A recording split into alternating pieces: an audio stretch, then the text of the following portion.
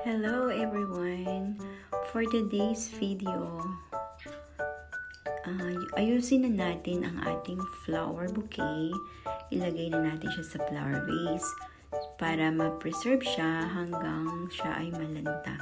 So, ito nga pala yung flowers na binigay sa amin ni Daddy. Thank you, Daddy. Once again, thank you so much sa flowers. Ang ganda talaga. Ayoko nga siyang alisin guys dyan kasi gusto ko pa rin siyang makita, pero syempre hindi natin pwedeng hindi ilipat kasi malalanta ka agad yung flowers. Pero kagabi nilagay ko muna siya sa isang pail na may water para hanggang umaga nakaayos pa rin siya, and then ngayon ko lang siya ginawa at inayos sa flower vase. So medyo mahirap, hindi ko siya gaanong may arrange kasi meron siyang portion na mahigsi lang talaga yung stem. Masyadong lumiit yung stem na ginawa nila. Unlike before last year, kasi yung last year mahaba talaga yung stem. Ito sobrang pandak nung stem niya. So hindi siya magandang iayos dahil mahigsi. Mas maganda kasi guys, mas mahaba yung stem talaga. Pero, tsaka ang isa pa dito, sobrang higpit ng pagkakaano niya. Naka-tape siya kasi eh. Oo, halatang, syempre, alam niyo naman ngayon lahat talaga ng pagkakatipiran. Pero, okay na rin yan. So, yun lang ang maano ko sa kanya, napansin ko. And then, mahigsi lang talaga siya. Nahirapan akong ayusin guys, lalong-lalo na yung kulay red na roses. So, dun sa may white roses, medyo mahaba-haba. Pero dyan sa red, talaga as in mahigsi siya. Nahirapan ako. So, ayan. Pero, ganun pa man, nagpapasalamat pa rin ako kasi may flowers kaming na-receive. Hindi lahat nakaka-receive ng flowers during Valentine's Day. Right?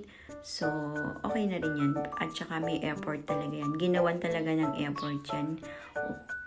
May effort, best effort na nga ginawa dyan. Pero syempre, ayan, diba, nakita nyo ikot-ikot hanggang sipat-sipat pa ako. So, ginawa ko yan siguro mga less than 20 minutes ako nag-arrange kasi dalawang bouquet siya. So, medyo talaga nahirapan ako kasi nga, may higsi talaga yung stem ng roses. Ginawan ko na lang siya ng paraan. Tapos, hindi ko nilagay lahat ng mga dahon-dahon na palamutik. Kasi magiging magiging gubat. So, hindi masyadong maganda pag ganun karami. Kailangan, lang, yung sakto lang, yung nakakahinga pa rin sila. Marami pa rin akong natanggal. Yeah. Hindi na siya ganun ka-fresh. So, okay lang yan. Ganun talaga. Hindi naman lahat fresh. Joke lang. Pero, itong roses na to, nabili to ni Daddy yata, I think sa Robinson.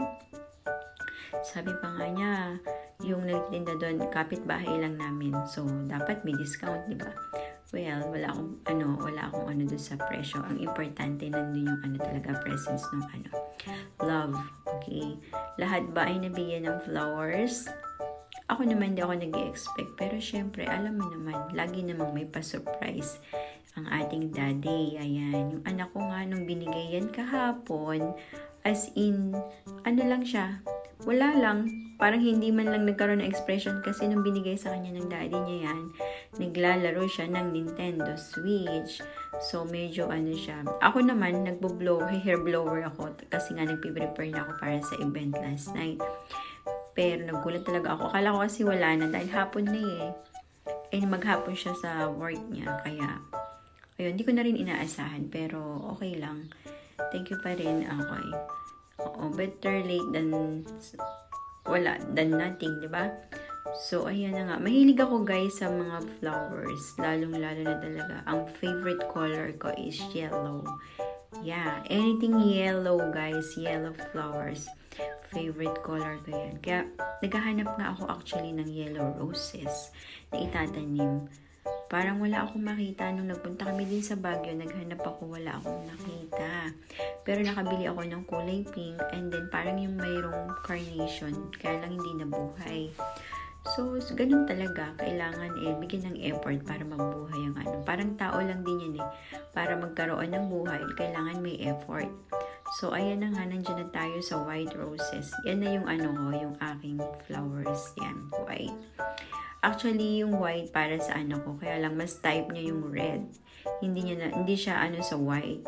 Ang favorite color niya guys is blue. Remember that yung pinost ko na color blue, yung imported yun, ang ganda talaga nun, grabe. Pero hindi ko na sabihin kung magkano. Magugulat kasi kayo sa presyo kapag nalaman nyo yun. Sobrang ano talaga yun. Sobrang best effort yun. Kaya lang sobrang mahal niya. Hindi na siya ano. So, ako nga kahit isang piraso lang okay na. Pero syempre, kapag ang nagbigay sa'yo ay ano, lalagyan talaga ng effort. So, ayan na nga guys. Hindi ko man nabasa yung ano niya, yung card. Kasi itinago ko na. So, ayan, medyo naghahalukay ako dun sa ilalim kasi hinahanap ko talaga yung mga kailangan mong isingit-singit. Tsaka talaga kailangan ayos talaga siya. May portion dapat na pantay, yung mga ano, yung mga yan yung gilid-gilid. Ayan, diba guys? Kaya nakailang beses ako talagang paikot-ikot ako dyan. So, medyo nahirapan talaga akong ayusin. Dahil mahigsi talaga yung mga stem. So, ang kinalabasan pa rin naman is maganda pa rin ang output. So, at saka nga pala guys, yung meron akong inilagay dyan na flowers talaga. May makita kayong red dyan, tapos parang yellow. Actually guys, hindi yun real flower. Yun ay isang plastic flower na nakalagay dyan sa table. Hinahaluan ko lang ng anything plants na galing sa garden namin. And then, nilalagyan ko pa rin siya ng water para magmukha siyang totoo. Yun ang aming nakalagay dyan bago ako magkaroon ng ganyang bouquet. So, mas maganda kasi guys ang loob ng isang bahay kung may flower na nakalagay sa isang table. Bata pa man ako, mahilig na talaga akong maglagay ng mga ganun sa table, kahit yung maliliit na table, yung sulok-sulok na ano, yung pwedeng maglagay ng flower. Yung mga gumagapang sa acacia guys, napapalaki ko talaga siya, napapalago ko sa isang flower vase lang. Kaya may improvise yung parang base pero garapon lang siya ng parang pinaglagyan ng coffee, kahit anong garapon lang siya, ginagamit ko siyang base. So dahil ganun na nga, kailangan talaga kasi marunong kang gumawa ng paraan. 'Di ba? Lalo kung mahilig ka sa flowers. So ayun na nga. Minsan pakita ko sa inyo kapag namulaklak na yung flowers, yung roses namin dyan sa harap. Ang ganda pag nabulaklak. Ayan 'di ba? Nahirapan ako dun sa white. Actually, yung white na yung parang, I don't know, ang tawag dun. Maliit siya, hindi dapat ginagamit yun pang Valentine's, guys. Yun lang ang hindi ko nakuha dun sa niya. Bakit meron siyang ganong flower? Kasi ang pagkakaalam ko sa flower na yun, ginagamit siya sa patay. Yeah, ginagamit siya sa patay. So, hindi ko na nga lang pakita. Pero, hindi talaga siya pangsama sa ganyan. Ngayon lang kasi ako naka-encounter talaga na merong ganong naisama. Siguro wala na siyang makitang ibang maihalo, pero but still, 'di ba? So, ang dami kong mga hindi magandang comments sa kanya, pero okay na rin 'yan.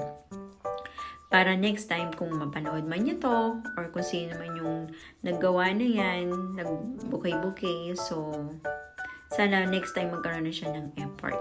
Okay, yung talagang ni-research niya na dapat ba sa araw ng ganun, merong kasamang ganito. Kasi talaga nakita ko talaga guys, hindi ko na lang kasi syempre, pang yun basta, never mind. Okay, sana na lang, ayan, sa susunod na magtinda siya, wag na niyang haluan ng ganun. Pero ang lang sa kanya is, ayan, maraming tawag ito, yung pwede mo pa siyang, actually hindi ko alam kung tutubo yun yung karaniwan na ginagamit talaga ng pangpadagdag, pangpakapal dyan sa bouquet na yan. Pero sinubukan ko dati, hindi talaga siya tumubo, ayan. Yun, hirap na hirap talaga akong ayusin. So, medyo napahaba na talaga ang aking, dito, komento. So, ayan, nakapagkwento na ako ng buo. Ang tagal ko talaga, guys, ginawa yan. Just like, muntik na ako umabot ng 20 minutes. So, kinat-cut ko lang and then binas forward ko na para mas mabilis, di ba? So, ayan, it's already 9:30 AM na nung matapos ako dito. Pero, pa rin, ayan. Medyo nahirapan talaga ako dyan. So, tapos, ngayon, naghanap ako ngayon kung saan ko ilalagay yung isa. Kasi, hindi naman pwedeng dalawa dyan sa table. So, ayan guys, kinuwento ko lang para lang magkaroon ng buhay ang aking video. I hope na sana nag-enjoy kayo. Ayan, habang ginagawa ko yung flowers at nakakuha kayo ng idea Although parang wala naman akong idea yung ibinigay, but still, thank you so much for watching. Please don't forget to share at huwag po kayong sanang magsawang sumuporta. Basta nandito lang ang The Value Family, magpapasaya, magbibigay ng blessings, and syempre, give and take lang naman tayo guys. Hindi pwedeng isa lang ang dapat gumagawa. Dapat yung part nyo ay gagawin nyo din at yung part ko ay gagawin ko din as a content creator. Hindi lang tayo basta viewers, hindi lang tayo basta content creator. Dapat meron din tayong collaboration. That's all for today. Thank you for watching.